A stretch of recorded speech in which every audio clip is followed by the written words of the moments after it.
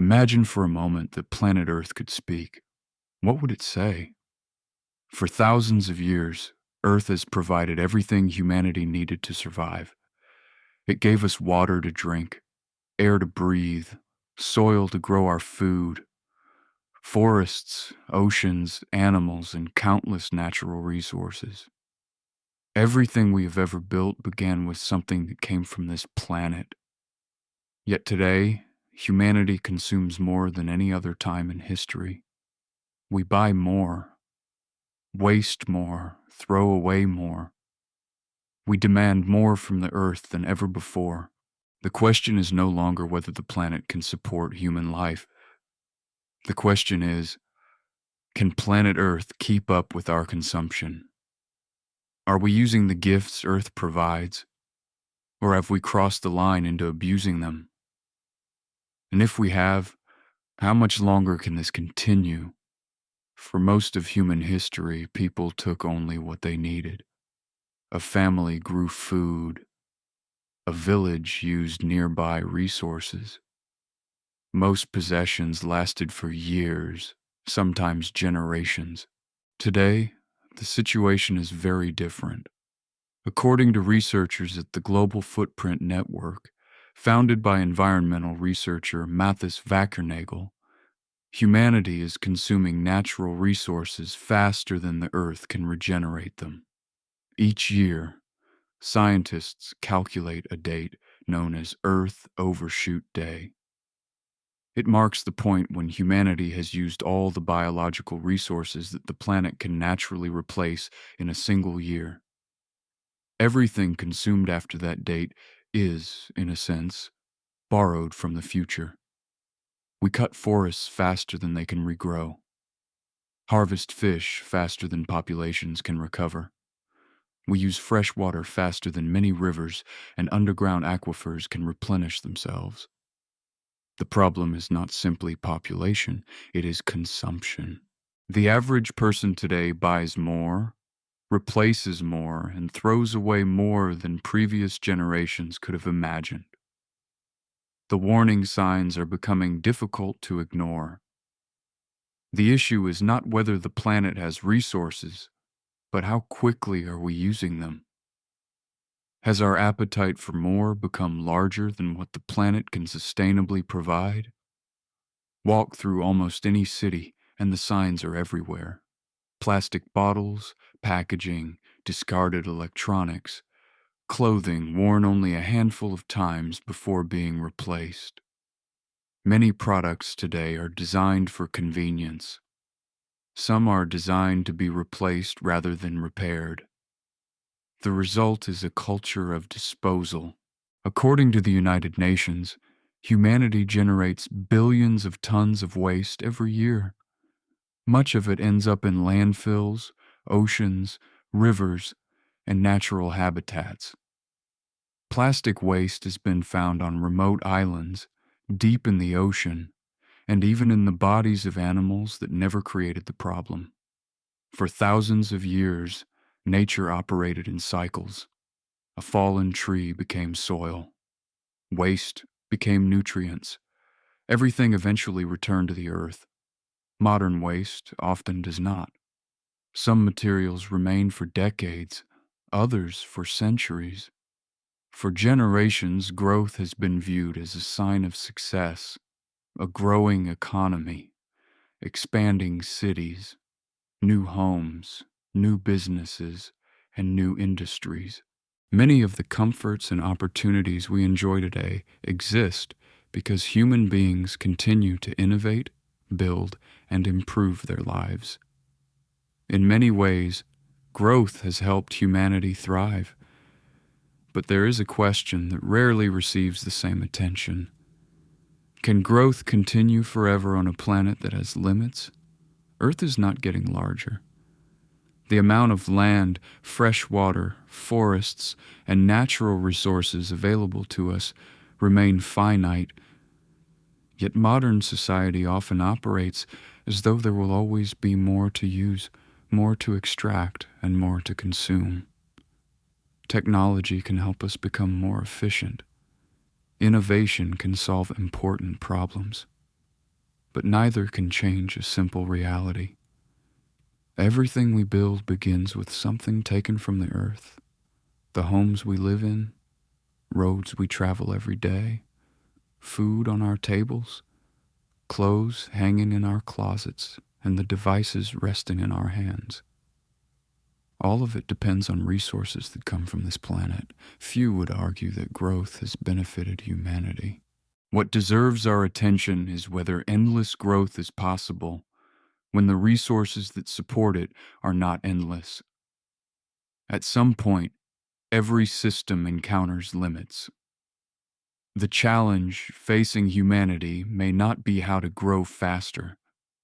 It may be learning how to live well within the boundaries of the only home we have ever known.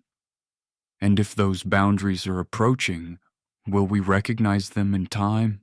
The greatest cost of our consumption cannot be measured in forests, rivers, landfills, or carbon emissions. It may be found in what it has done to us. For most of human history, people worked to meet their needs. Food on the table, a roof overhead, clothes to wear, a safe place to raise a family. Today, many people are still working harder than ever. Yet for millions, the finish line seems to keep moving. A larger home, a newer vehicle, the latest phone, the next upgrade, the next purchase, the next thing that promises to make life feel complete. We live in a world that constantly encourages us to compare ourselves to others, to measure success by what we own, to seek approval through status, appearance, and possessions. But does it actually make us happier? Psychologist Dr. Tim Kasser has spent decades studying how values affect quality of life. His research found that people who place a strong emphasis on wealth, possessions, status, and image often report lower levels of happiness, greater stress, weaker relationships, and less involvement in their communities. In other words, the endless pursuit of acquiring things may not be bringing us closer to fulfillment. It may be pulling us further away from it. Many people today have access to comforts that previous generations could hardly imagine. Yet loneliness is rising, anxiety is rising, feelings of isolation are rising. Perhaps the problem is not that we lack enough. Perhaps the problem is that we have been taught to search for meaning in places where it cannot be found. The earth is showing signs of exhaustion. But maybe humanity is as well, not because we have too little, but because we have forgotten what enough looks like. For thousands of years, planet Earth has provided everything humanity needed to survive. The water we drink, the air we breathe, the soil that grows our food, the forests, oceans, animals, and natural resources that support life itself. For most of human history, people understood that these gifts were not unlimited. Today, that understanding often feels distant. We live in a world that encourages us to consume faster, replace sooner, and constantly seek the next thing. Yet despite all of our progress, many people feel overwhelmed, disconnected, and uncertain about the future. Perhaps the challenge facing humanity is not simply environmental. Perhaps it is also personal. Maybe this conversation is not only about what we are taking from the earth. Maybe it is about what we are searching for. If happiness cannot be purchased, if fulfillment cannot be upgraded, and if meaning cannot be delivered to our doorstep, then what is it that we are truly chasing? The earth has limits, that much is clear. The question is whether we are willing to recognize them, not out of fear, not out of guilt, but out of respect for the only home we've ever known. Because if we continue to ask the planet for more than it can provide, the consequences will eventually reach us all. The question that remains is not whether Earth can continue giving. The question is whether humanity can learn when enough is enough. Can planet Earth keep up with our consumption? Or is the real challenge learning how to keep up with ourselves? As this video comes to an end, the world continues moving. Cargo ships cross the oceans. Shipping containers travel from port to port. Factories continue producing. Warehouses continue filling. Delivery trucks continue making their rounds. Packages continue arriving at millions of front doors. The cycle repeats itself every hour of every day. Most of us rarely stop to think about it. We see the package. We do not see the ship. We see the product. We do not see the resources used to create it. We enjoy the convenience.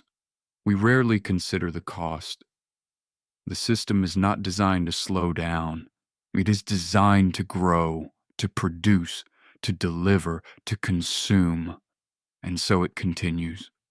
Day after day, year after year, generation after generation. Perhaps that is why the question of consumption is so important. Because this is not simply a conversation about land, water, forests, or oceans. It is a conversation about the future, about the kind of world we want to leave behind, about the values we choose to live by, and about whether endless growth is truly the same thing as progress. The earth continues to give. The question is whether we are wise enough to recognize its limits, and whether we are wise enough to recognize our own. Because in the end, the future of this planet may depend less on what the earth can provide and more on what humanity decides is enough.